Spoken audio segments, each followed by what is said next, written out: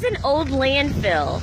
There are a bunch of construction workers who are building a new site directly on top of a landfill that had radioactive waste there. This is a community where 80% of the people who lived here either got cancer or died from cancer.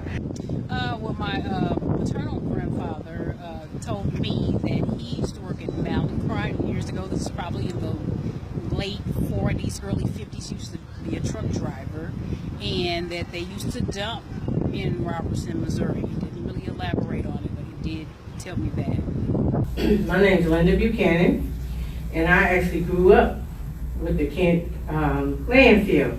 People saw several different types of haul trucks coming from Monsanto, as well as Mallinckrodt and other companies, McDonnell Douglas. And in this community, people ended up getting sick. I'm 57 years old, and at 7 years old, I began to have problems with my legs. I would have extreme pain in my legs. I was hospitalized, and they told me that I had arthritis in my legs. And so I noticed a lot of people came down with a lot of cancer, and it seemed like a disproportionate amount of the residents in our community. Yes, I've had several relatives pass away from cancer, and I have several relatives now that have various autoimmune diseases. And I have autoimmune disease. I had renal failure. I have witnessed illness on all my loved ones and friends and family, and still witnessing it. Because actually, too, in November, I was diagnosed with ductal carcinoma. It's a form of cancer. I was diagnosed with pre-cancer with colon.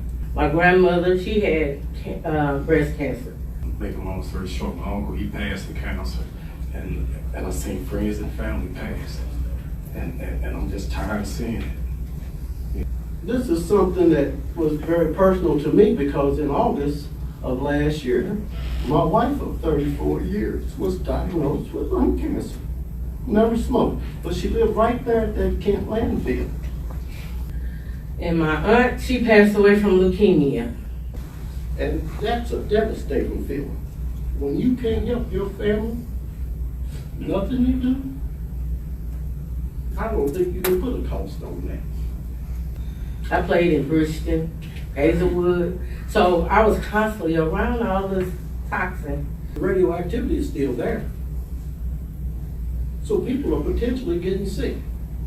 And with this current virus that's going around the world now, if there's something that you can do here that prevents somebody else's family from getting sick, I would urge you to throw caution to the wind and do what's right, regardless of the cost. This is Robertson, Missouri. It once was one of 3 black communities in St. Louis County. In 1953, there was an article in the Post-Dispatch that said that this entire community didn't have water. People here used to drink from the wells and the springs, and then there was a landfill that was put in by one of the property owners.